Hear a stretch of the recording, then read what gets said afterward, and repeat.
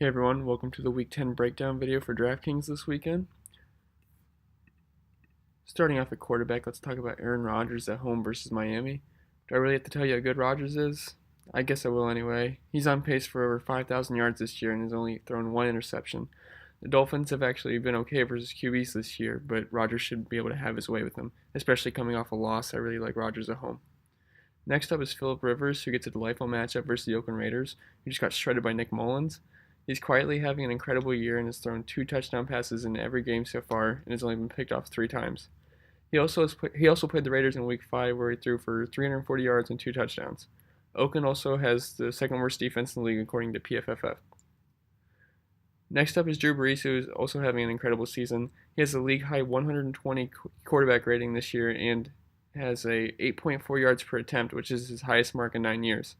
On to his matchup this week. The Bengals have been shredded by opposing quarterbacks this season, giving up the fourth most fantasy points to the position and are allowing a league-high 319 passing yards per game. The last quarterback I want to talk about is Baker Mayfield, who gets a nice matchup versus the Atlanta Falcons.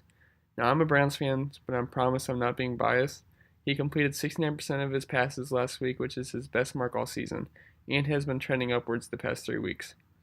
He also has thrown 2 touchdowns in each of his last 3 games, but the most important thing here is he has reduced his number of sacks he's taken recently, with only 4 in his last 2 games.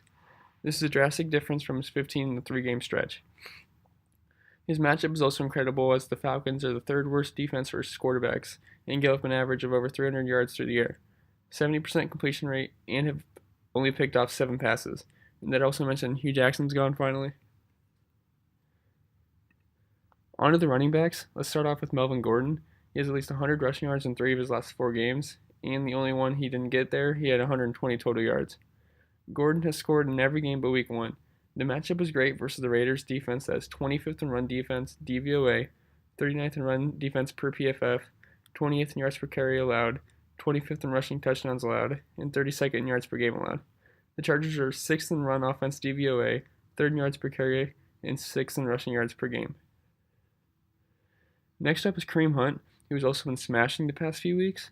I think the Chiefs should get an early lead here and be able to grind it out with Hunt. The Cardinals are 30th in run defense per PFF, 30th in rushing touchdowns allowed, and 31st in rushing yards per game allowed. Last up in the high end is Todd Gurley, who's coming off a quote-unquote down game and saw his price stay the same. The matchup versus Seattle is not a tough one as they are 27th in yards per carry allowed this year, and the Rams are 6th in yards per carry allowed, 2nd rushing touchdowns, and 1st in rushing yards per game. I don't know if you remember the game last year where Gurley just destroyed Seattle. On to the mid-range, we have Tevin Coleman going up against the Cleveland's rush defense, which is the worst in the league. The Browns are 30th in run defense, DVOA, 31st in run defense per PFF, 25th in yards per carry allowed, 32nd in rushing touchdowns allowed, and 29th in rushing yards per game allowed. Next up is David Johnson, who is finally involved more in the passing game with Leftwich taking over the play calling duties. The matchup is incredible versus the Chiefs, who are 32nd in run defense per PFF, 32nd in run defense DVOA, and also bottom 5 in most major categories. Even with all that, you can't trust the Cardinals' offense yet, so he does carry a risk. I feel like I mention Chubb every week, but hey, it works out. He is averaging over 20 touches a game, and DK refuses to price him appropriately. The Falcons are 31st in run defense DVOA, 26th in run defense per PFF, 29th in rushing yards per carry allowed, and 28th in rushing touchdowns allowed. And last up is Aaron Jones, who has seen increased work since Montgomery was shipped out. You can run on Miami, who is 23rd in yards per carry allowed, 28th in rushing yards per game, and I think Jones is a really talented back who should get near 20 touches. And there's not much in the bargain bin this week, but Duke Johnson is an excellent play. I already mentioned all the stats about Atlanta's defense, so I won't repeat myself, but they have allowed the most receptions to running back in the league. It is just how they run their defense. Well, Duke Johnson is one of the premier pass-catching running backs in the league, and new offensive coordinator Freddie Kitchens finally decided to give this guy the ball, and he did great last week. On to the receivers. Let's start with Michael Thomas coming off his huge week. I prefer playing the Saints passing attack at home usually, but this is a tremendous matchup. The Bengals allow the most receiving yards per game, 330, and the 6th most PPR points per game to opposing receivers at 27. The Bengals corners Jackson and Kirkpatrick gave up 30 points to Mike Evans, 24 to Antonio Brown, and 20 to Tyreek Hill, and they all scored touchdowns as well. Next up is Keenan Allen, who comes in at a nice price point. He has a nice matchup against the 77th ranked slot corner Leon Hall. Allen's only touchdown of the year came against the Raiders in Week 5, and he should see plenty of volume. Game flow could be a concern, however. And Devontae Adams will see a shadow from Xavier Howard, who has just been okay this year. Adams will win this matchup, and the MVS chalk will make him lower owned than he should be. He has been one of, if not the most consistent receiver in the league this year.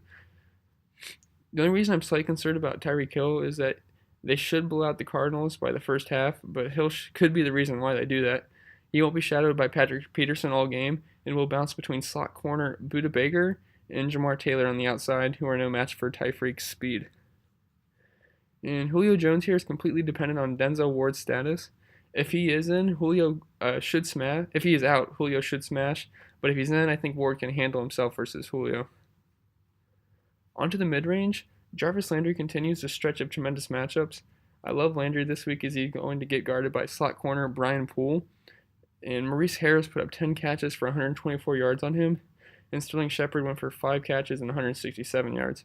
The trend shall continue, and Landry is a much better player than the guys who have been shredded by Poole already.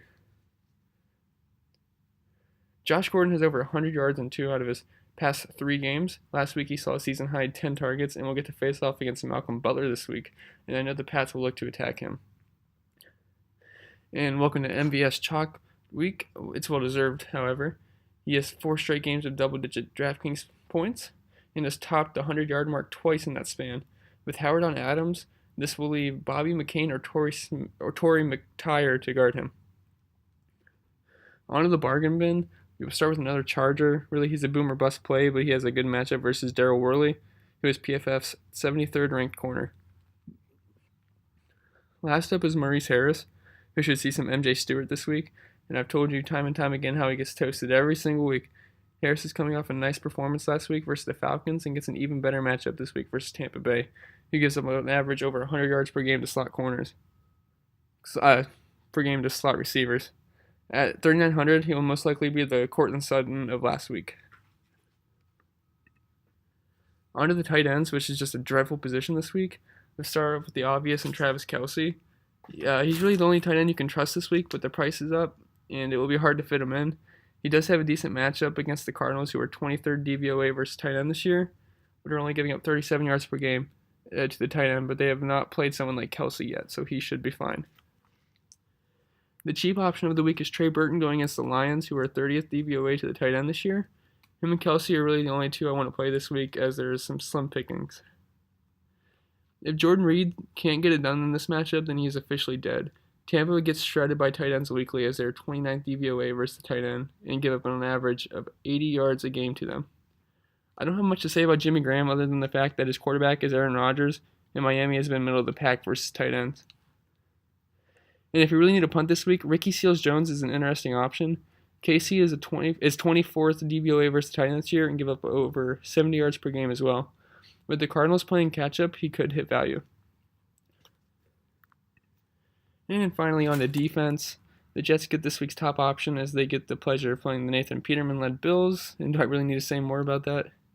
The Chiefs get a date with the putrid Cardinals offense, who they should be able to generate pressure against and get some sacks. And the Bears, I saw Khalil Mack was practicing in full this week, so that is a major upgrade to this team as they are one of the best defenses in the league. And the Lions gave up 10 sacks last week, so look for some more sacks again against the Lions. The Chargers are playing in my opinion, the worst team in the league who've given up on the year in the Raiders. And lastly, a more cheaper option, I like the Patriots versus the Titans. No one scares me on Tennessee, except for maybe Deion Lewis, but they should be able to scheme around him. And I think the Pats will win by 3 scores. Alright guys, thanks for listening, and good luck this week.